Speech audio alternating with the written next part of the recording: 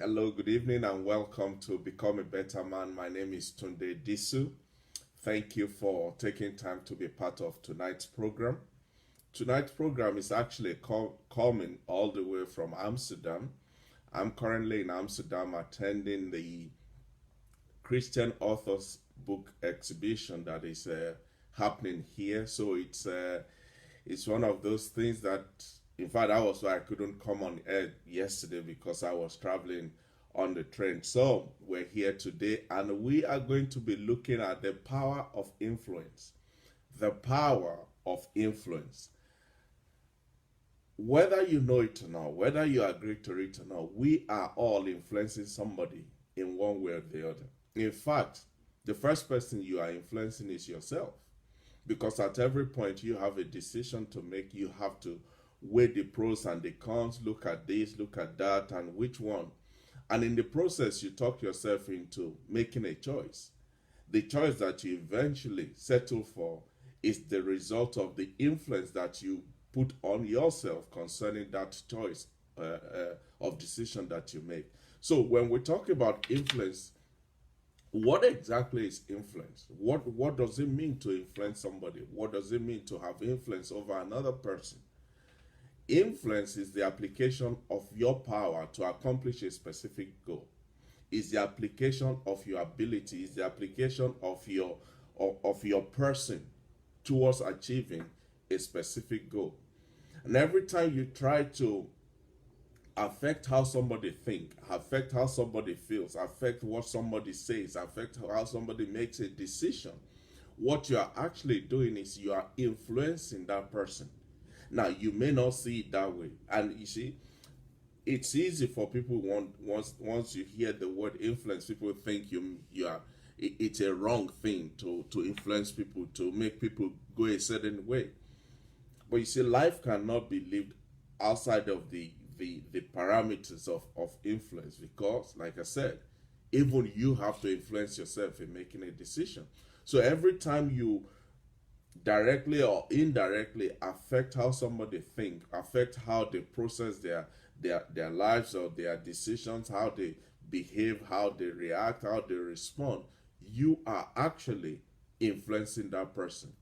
For instance, a smile at somebody, a handshake with somebody, a wink at somebody. All these are attempts to socialize with that person. What you're doing is you're trying to form a connection and break down whatever barriers that are existing between you and that person. Invariably, what you're doing is you're trying to influence that person because as people get to know you, as people get to know about you and get closer to you, they are more likely to say yes to your request. They are more likely to go along with your views. They are more likely to support your ideas. They are more likely to warm up to you because of that initial socialization attempt that you've made, albeit it was just the normal life that you're trying to exchange. But somehow that socialization attempt of a smile, of a handshake, of a wink, of a nod is influencing that person in one way or another. Now, influencing somebody or influence as a whole can be a complex situation. It can be a complex. It can be easy, like I said, with a smile, a handshake, or it can be complex. For instance, in forming an alliance between nations to try to influence another country to go along with a certain decision or a certain decree or a certain proclamation or a certain instruction, for instance, from the United Nations. For instance, if you look at NATO, it was formed after the Second World War. And one of the strengths of NATO is to influence how other nations that are not within the confine of NATO, how they behave, how they relate to members of NATO as nations. So it is not just the handshake. Sometimes it can be as broad as two, three, four, five nations coming together to agree on a certain way and then use that power of agreement to influence how somebody who is outside of the confine of that association or cooperation, how they behave. For instance, when President Barack Obama was the president of the United States of America, in conjunction with Great Britain and a lot of other nations, including Russia and China, they agreed that they will work with Iran so that Iran will not develop develop to become a nuclear power nation. That ability to constrain Iran from developing their nuclear power was a form of influence put on them as a nation by this group of other nations coming together, and everybody is happy thereafter, until obviously when President Donald Trump came and tore up the agreement. And that's another lesson for another day. So what I'm trying to say is influence is not just about you and your friend or you and your colleague in the office. Sometimes it can also be a situation within or that relates to organizations or even nations in general. Whenever you use your formal authority as a leader, one of the advantage you have is your leadership position, your leadership title, your leadership class gives you the leverage to influence what other people what they do and how they relate or carry out their duties. But whenever as a leader you have to refer or you have to rely on your formal authority to get things done, to influence people, your leadership is failing or has failed. If every time you have to remind people that you are the CEO or you are the HR director or you are the purchasing manager in order for you to get them to do something as a way of influencing them, yes, you may influence them, but your leadership position, authority, influence, it has failed. I remember what Lady Margaret Thatcher said. She said, if you have to tell people that you're a lady, then you're not. So when it comes to influence, it's important for you to know that yes, you have this tendency. In some cases it's natural, in some cases it's bestowed on you by your position and your title and your class and all of that. But it is something that you have, it's something that I have, it's something that we all have and we use from time to time. But where we are as a society is that organizational structures are becoming not the way they used to be. It used to be top down. The MD or the CEO gives an instruction and he sneezes at the top and everybody at the bottom catches cold. There's still some element of that, but more and more organizational structures are becoming flatter. They are becoming more relational than higher authoritatively. Teams are now led by projects, and that's becoming a norm rather than somebody sitting down in a corner office giving instruction. Everybody are now collaborating, working together towards achieving a common goal.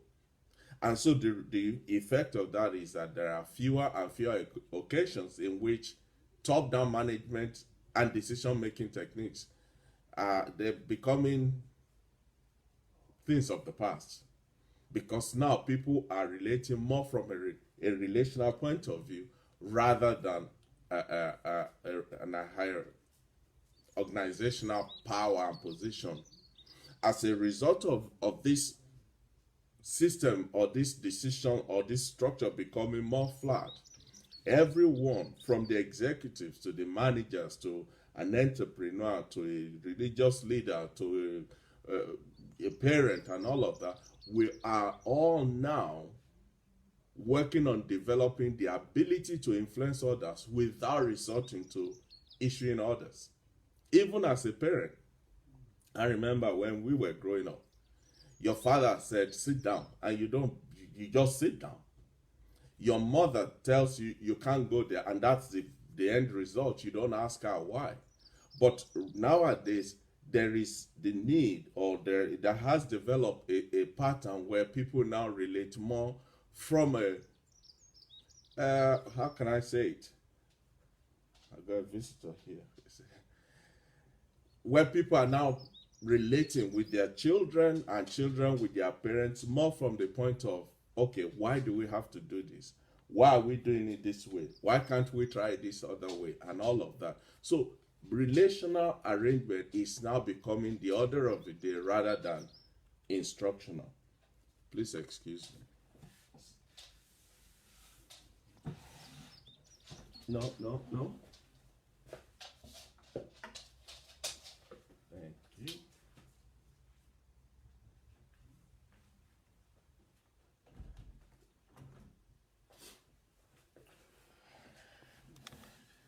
Sorry about that. Dog just wandered into the room where I was in the program.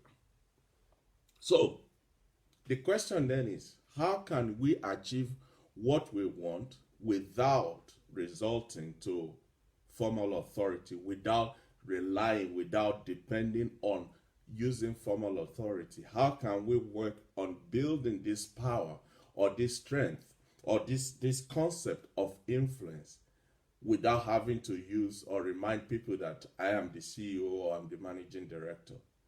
In order to do that, you need to have two fundamental concepts at the back of your mind.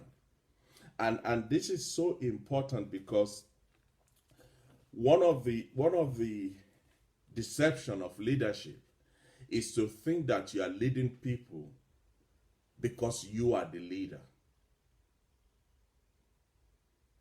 You are not leading people because you are the leader. And this is one of the fundamental faculty or fundamental mindset that we all must develop.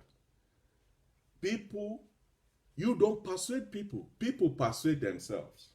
You don't lead people. People choose to follow you.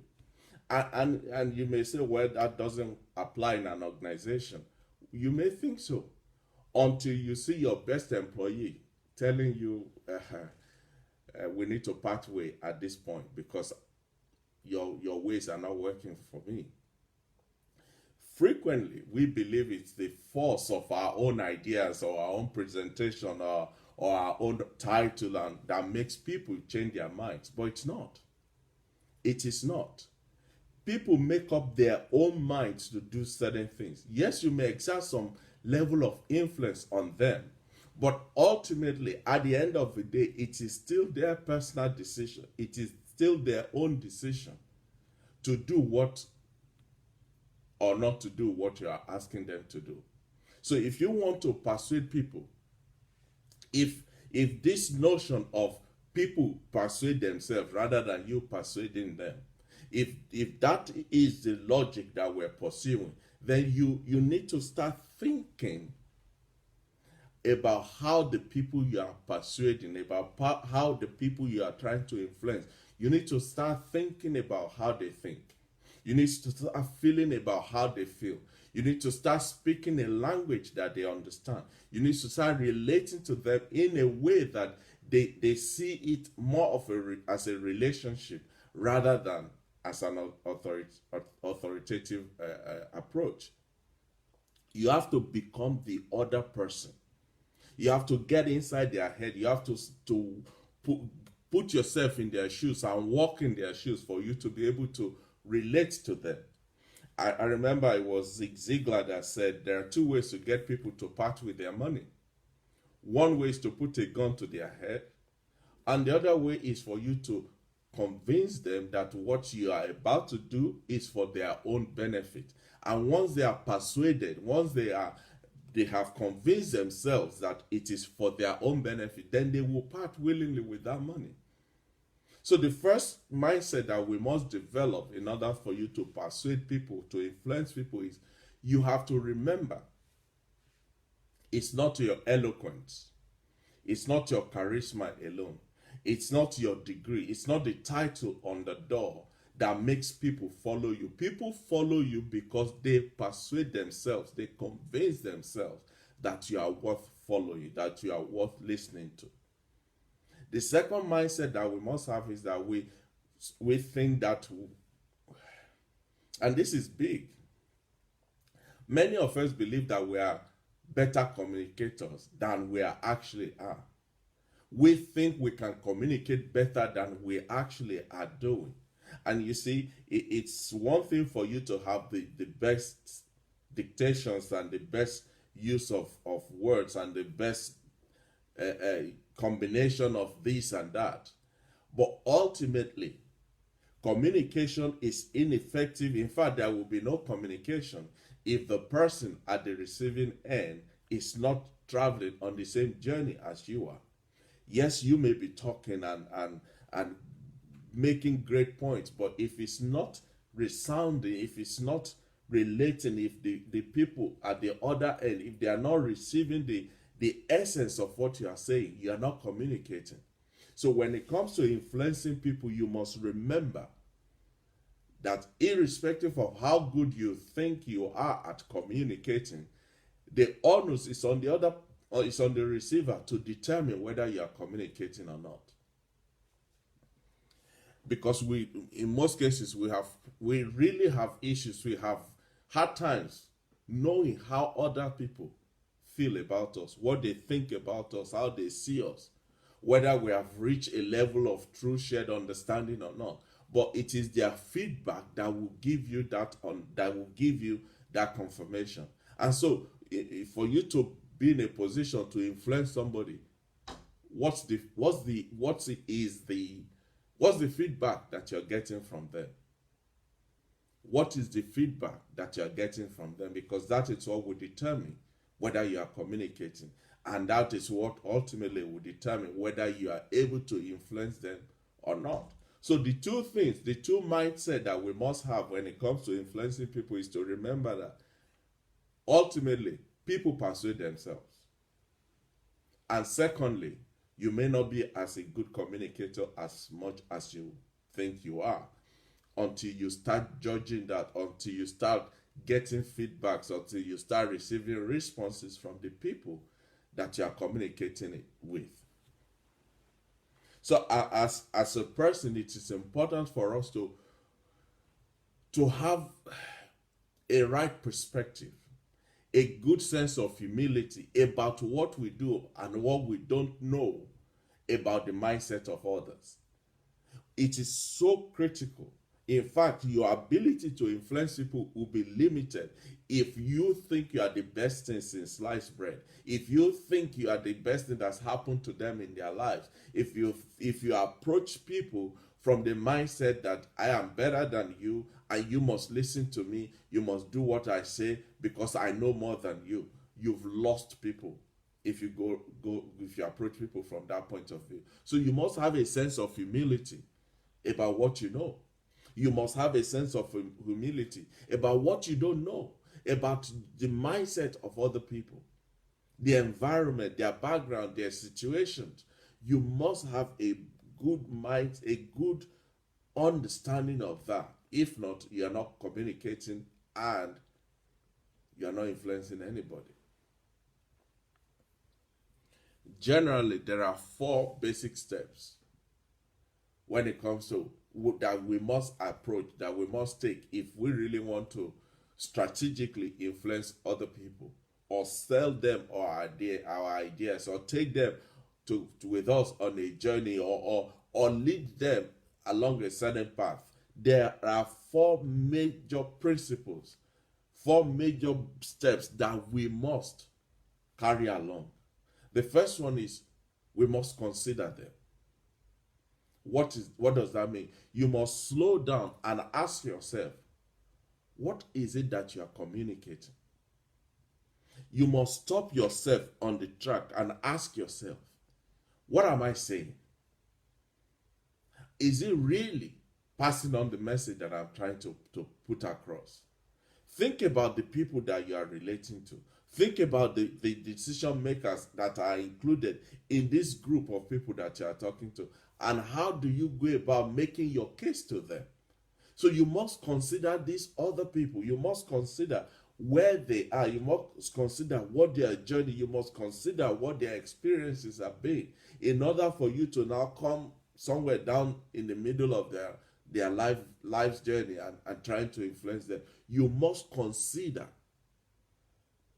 what you are communicating, how you are communicating, where you are communicating, with whom you are communicating. You must have that consideration. The second step that is so fundamental is that you must connect with the people. You must develop a strategy to create a relationship between you and them built on an understanding and, as much as possible, your own credibility. Nobody wants to follow somebody who is a yo-yo, up today, down tomorrow. You don't know whether it's coming or going. Nobody wants to relate with somebody that you can't understand what they're saying. You can't understand where they're coming from. You can't understand their mindset. You can't understand the logic behind what they're saying. Nobody wants to waste their life in that process. And this is where your ability to deposit or to grow your social capital comes in. Remember, I was talking earlier on about a smile, a handshake, a wink, and all those are you depositing things in your social bank, in your social capital bank, and these will become something that will help you along the way. Work to be known. Work to be known as somebody who is credible, somebody who is trustworthy, somebody who is a man or woman of his or of her word, somebody who will do what they say they will do, somebody that you can trust to take you to where they said they're taking you to. Work to be known as a credible somebody. Make yourself visible and well regarded. And that doesn't mean be flamboyant and make all the noise in the world.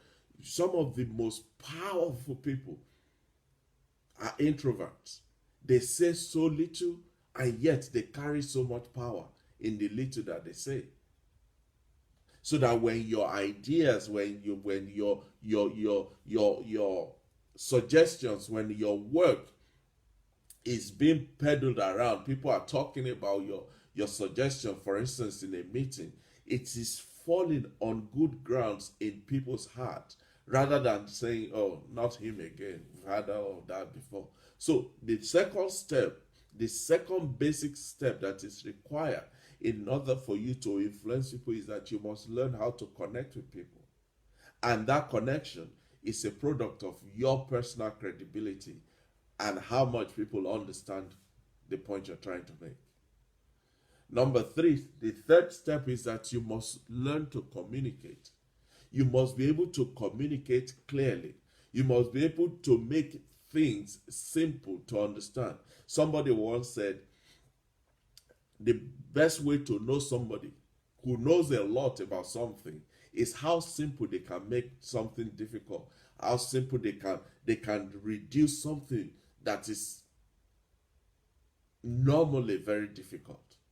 If they can bring it down to a bite size that you don't need a degree to operate this microwave, if they can bring it down to where you don't need to go and get an encyclopedia for you to understand what they're saying and get all the dictionaries together, if people can make it simple, then they are communicating, and that will help them in influencing people, because that will help people to support your ideas.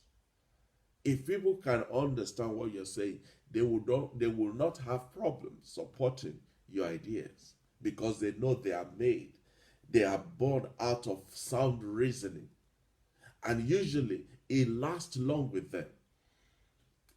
Keep it simple, and that's one of the power of using acronyms in your presentations. People will remember that rather than trying to remember everything else that you said. So we've talked about you need to be considerate. You've talked about you need to connect and you need to communicate. The last major step in influencing people, you have to put people in a position where they are ready to commit. They are willing, they are committed to make a commitment based on what you have just been saying to them. Don't neglect to come up with a plan for what comes next. What do we do with what you have said?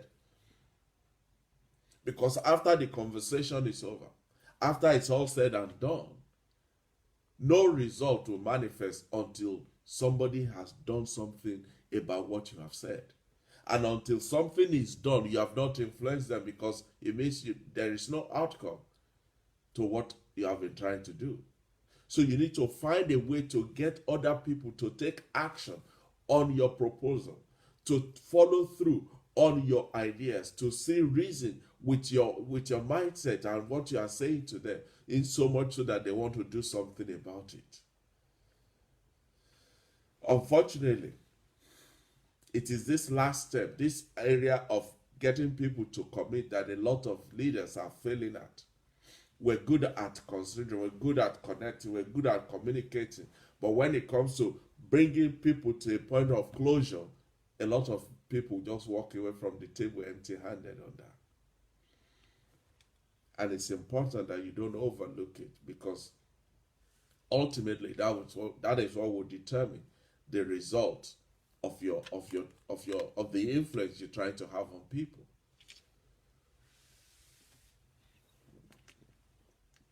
When it comes to the power of influence, there are no tricks. There are no shortcuts to building the kind of credibility, the kind of authenticity, the kind of connection that will persuade people to pay attention to you and to your ideas, to follow through with your suggestion, to follow you on the mission that you have set before them. But there is one simple exercise that if you can learn it, if you can work it, if you can take it on board, you become more persuasive. You have a greater power to influence people. And that simple secret is that you must train yourself to ask the right question. You must learn to ask the right question. What does that mean? Instead of asking yourself, why did James or these other people, why are they disagreeing with me?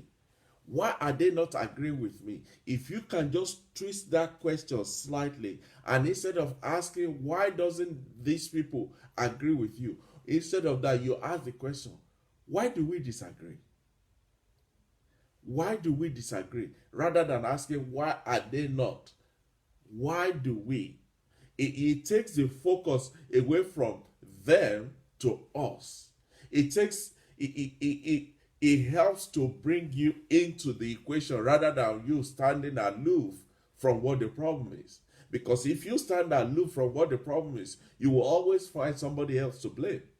But you must remember that it takes both of you. It takes both parties to communicate, to agree, to execute in order for us to have result. So instead of asking why are these people not agreeing with me, ask the question, why do we disagree? Because that will help you to self-examine yourself, to look inward, to find out what contribution am I making to this impasse that we're all facing right now. Because just reshaping and rewording the question will shift your focus away from yourself and your desire and help you to focus on other people's perspective. Instead of asking, why are they not agreeing with me? Why do we disagree? Instead of putting your focus on what they are not doing, bring the focus back on what role have I got to play in making sure we get to where we're going. So when it comes to influencing people, it is so critical that, yes, you are the boss.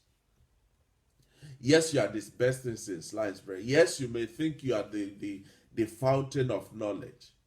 But irrespective of what you think or how you think about who you are, what you are, you can only influence people to the degree to which you remember that you have a major role, a major part to play in arriving at a consensus. So how does influence work? How does influence work? Because like we said, influence is the application of power to accomplish a specific purpose and or a specific goal. But when you look at influence in general, excuse me, There are about 10 positive influence techniques that people use all over. And there are about 3 or 4 very bad influencing techniques that people use. And we're going to look at them as quickly as possible. But these 10 positive influences they are grouped under 3 major headings. There's the rational approach to influencing. There's the social approach to influencing. And there's the emotional approach to influencing.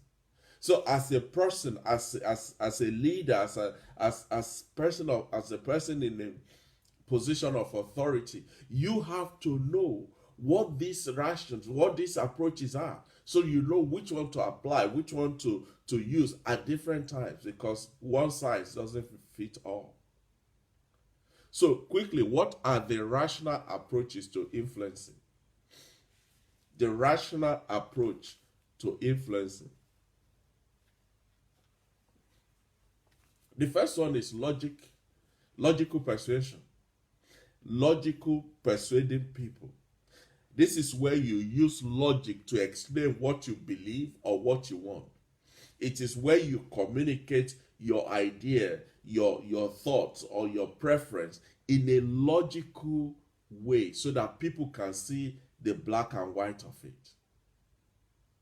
And this logical persuasion approach is perhaps one of the most frequently used and in fact most effective when it comes to influencing people, because you're not hiding anything. It's all plain, it's all black and white. Everybody can see it. The challenge is it doesn't work with everyone. And in some circumstances, it will not work at all. Because not everybody can think logically.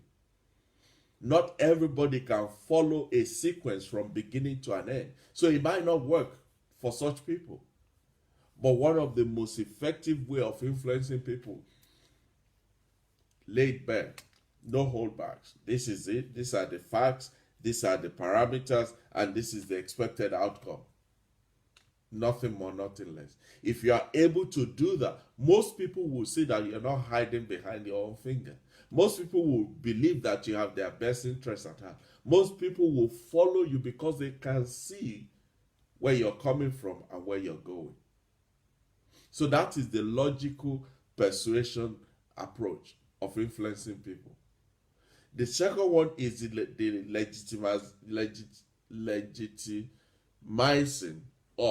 legitimizing persuasion. That's when you appeal to people from a position of authority. I want you to do this because I said so. You have to do this because I am the boss.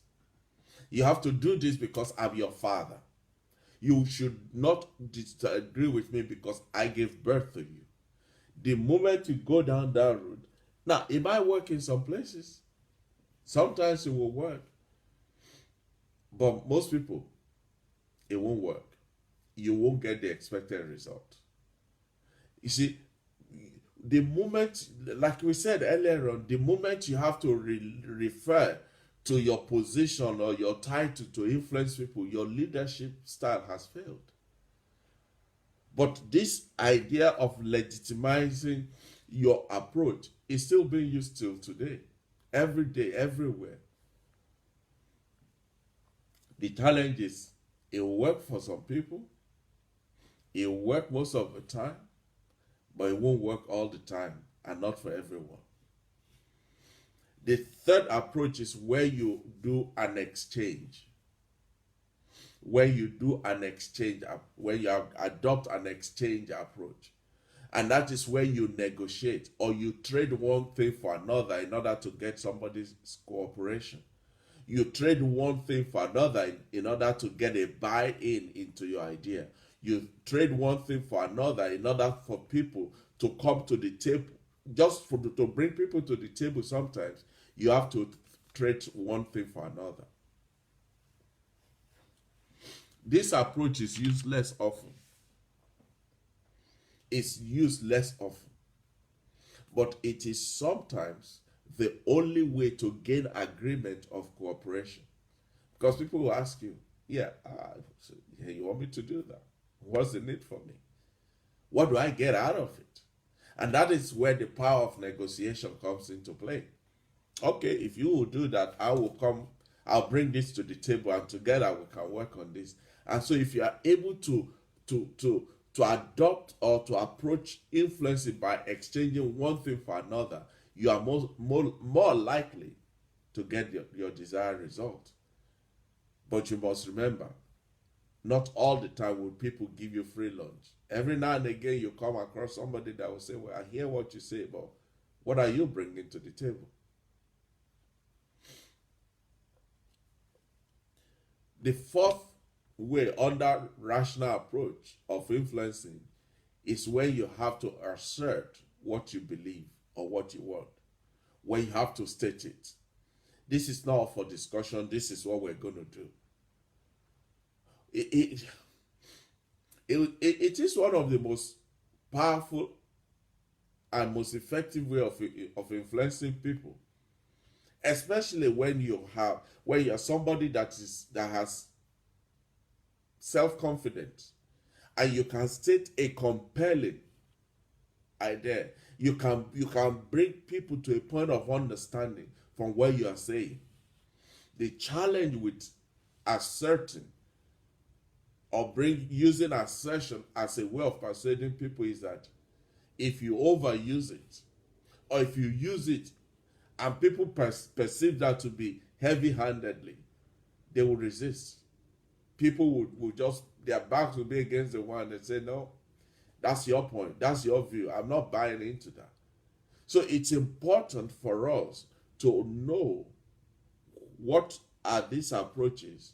And the truth is, we all do them, we all apply them, we all exercise them virtually every day without even thinking about them. And then you wonder, why did it work there and it's not working now? Maybe because you are using a logical persuasion approach when all you have to do is to bring an exchange to the table. Maybe you are asserting your point rather than approaching it from a logical persuasion.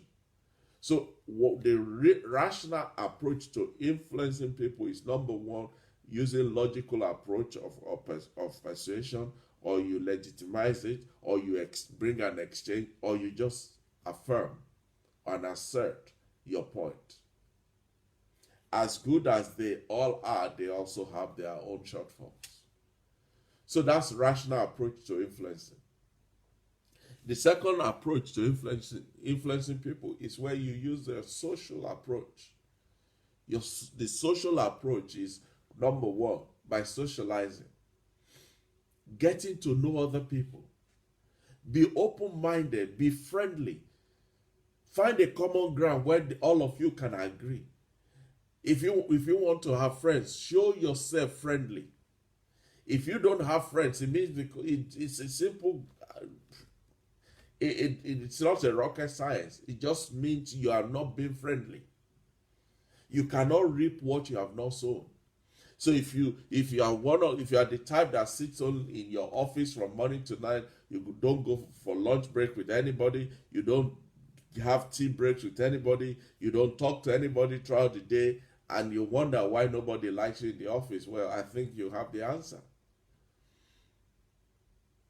If you are not a sociable person, you won't be able to influence people socially.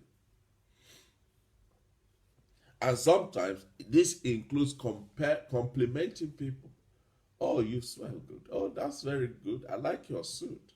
Oh, where did you get your nails done? Just simple things like that makes people warm up to you. Somebody that you compliment yesterday, if you go to that person today and say, do you know what, I've been trying to get through to this person.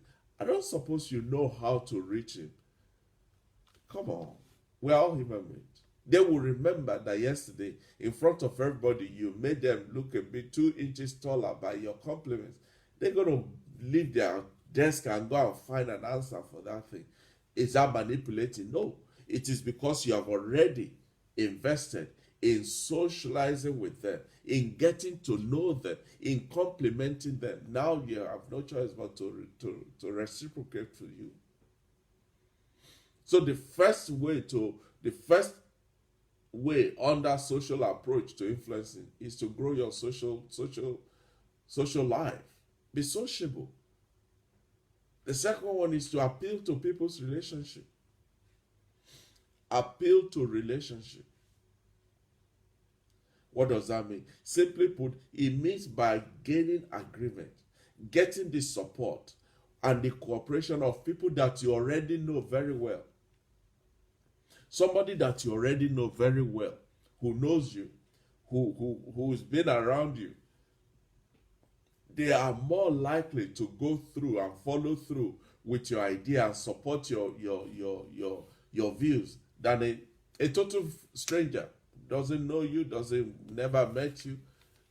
So you need to work on your relationship with people. Let people get to know you. Don't be a closed book. Don't be the guy that nobody knows what is going on with him or her. Don't be that person that everybody whispers when he or she is around. Don't be that person that nobody, you are barely no mate. You don't have friends. Come on. Life is not that difficult. Especially once you build a relationship with people over time, they tend to trust you. They tend to follow through. They will support your ideas because they know you. The third approach under social way of influencing people is by consulting. Is by consulting, by engaging or stimulating people through asking questions. You ask them questions. You involve them in solving the problem.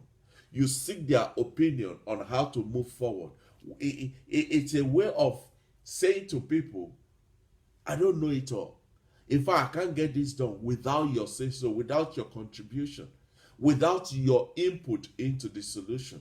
And when you bring people along like that, because they have a vested interest in it and they've already committed their own contribution to it, they will do anything and everything to make it work. They will go to any length to make sure that project doesn't fail.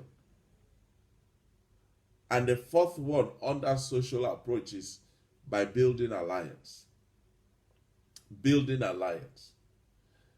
By finding supporters or approaching other people to build a stronger powerhouse to help influencing someone else. Like I said at the beginning, using NATO or this combination of all the superpowers really to put pressure on Iran not to develop their nuclear capability. That is building an alliance, using peer pressure or good pressure to gain cooperation or agreement from somebody whom, if you had approached that person one-on-one, you probably would not get them to cooperate or agree with you. The third way of approaching influencing people is by using emotions. Emotional approach to influencing people. How do you do that? Number one, you appeal to their values. Appeal to what they value. Appeal to what they respect. Appeal to what they hold dear. Make an emotional appeal to their heart, to something that they are committed to already.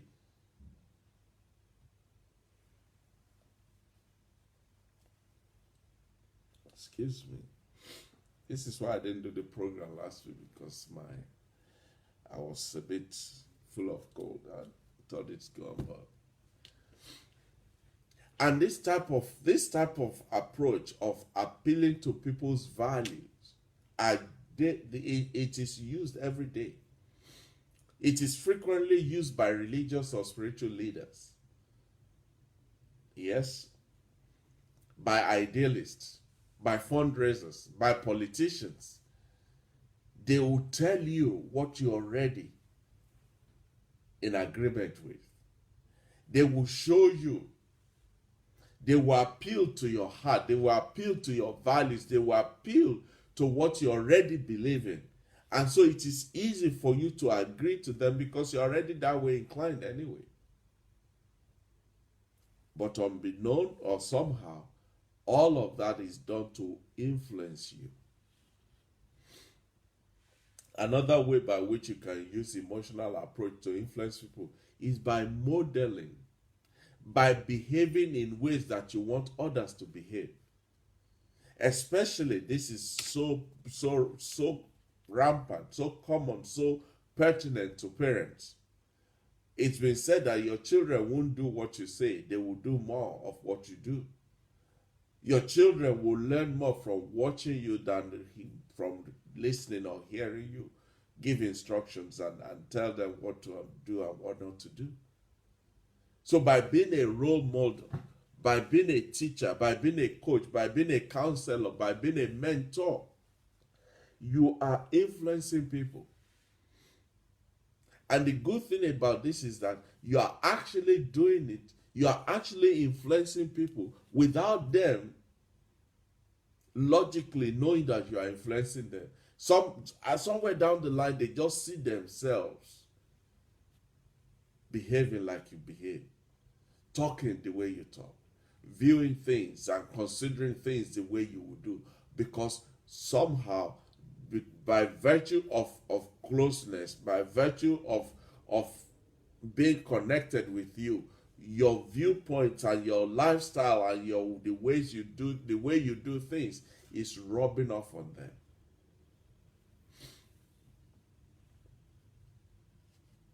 So that's the third way, the third approach to influencing people positively.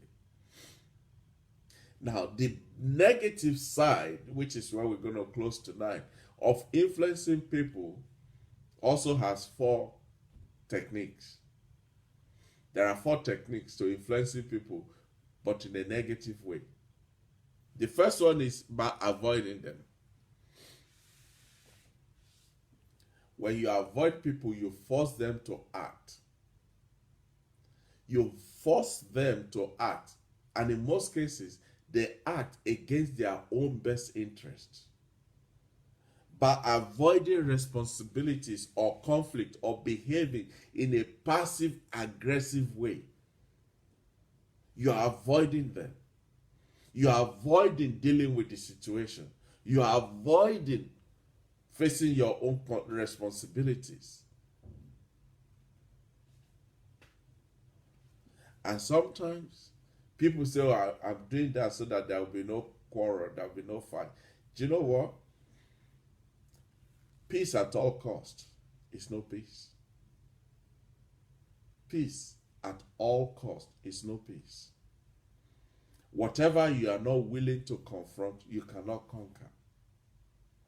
So by avoiding the situation, you are not really dealing with it, but you are putting the other party in a position where they have to do things against their own best interest.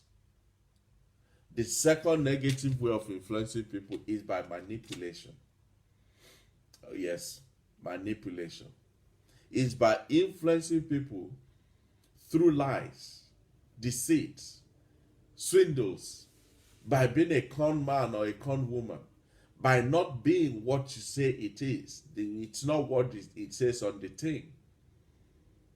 By disguising your real intention, or by intentionally withholding information that other needs to make the right decision, you are manipulating them.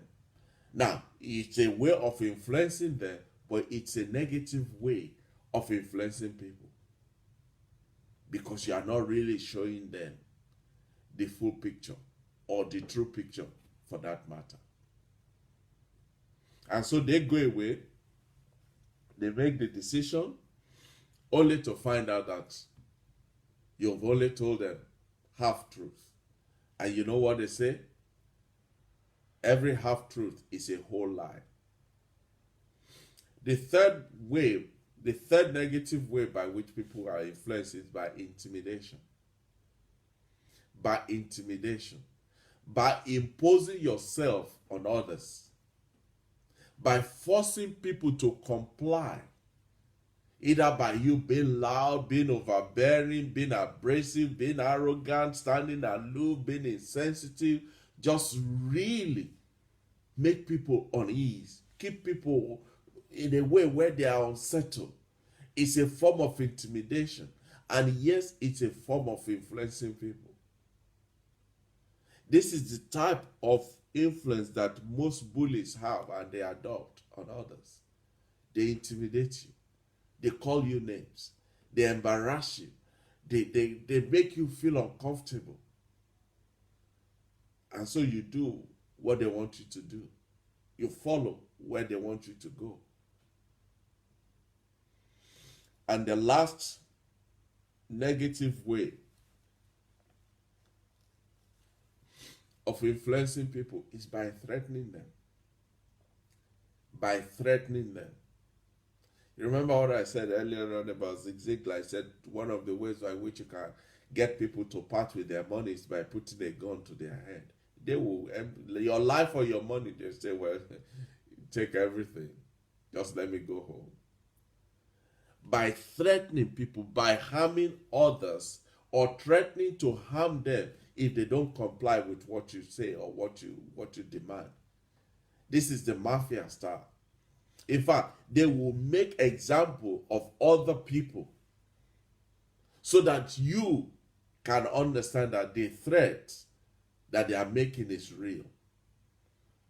It's like the mafia say, if you don't pay us money so that you are protected, then your shop will be burnt down. And while you are arguing with them, tomorrow morning there's a shop down the road that is burnt down. And the owner said, well, it's because these guys, they came around yesterday saying I should pay up and I refused to. So what they have done is they are now threatening you, but it's not just their threat, it's now they are showing you that this threat is real. If you don't follow through, we will carry it out. And usually this is a technique that most dictators and most despots they use. They create an atmosphere of fear and dread. They do something that is way out there to a few so that the rest of the crowd can line up and follow through with them. So when it comes to influencing others, there are positive ways of influencing people, and also there are negative ways of influencing people. The question is, which one would you adopt? Which of these will be your approach? Or which one are you currently using? And how effective is it working for you?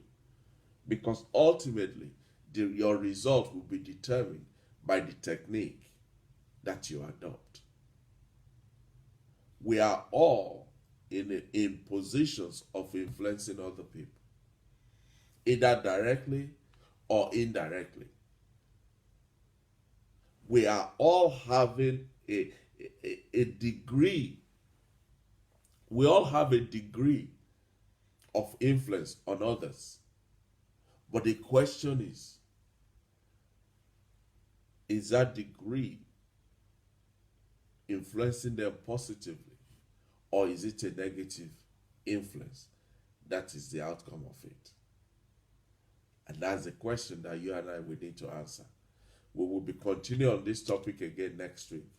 The power of influence. Thank you so much for being part of today's program. I'm sorry about my voice being crooked and my sneezing and all of that. I promise you this time next week, I'll be as strong as ever. Thank you so much for being part of today's program. Remember, as men and women, we are going somewhere. We have a delivery to do. There is something about us. There's a purpose in our lives that we must have accomplished, that we must attain. There's a goal that is set before us that must be fulfilled. And the best way to go about it is not to just pursue those goals blindly, but is to become better men and better women in ourselves, because it is not what you achieve that will last. It is who you become in the process of achieving that that will live with you for the rest of your lives. So remember, there's a destination for us. And we want to be so ready that when we arrive at that destination, every man and every woman that sees us will have no choice. They will have no reason to doubt the fact that, for surely, these are better men and better women. God bless you. I'll see you again next week. Bye-bye.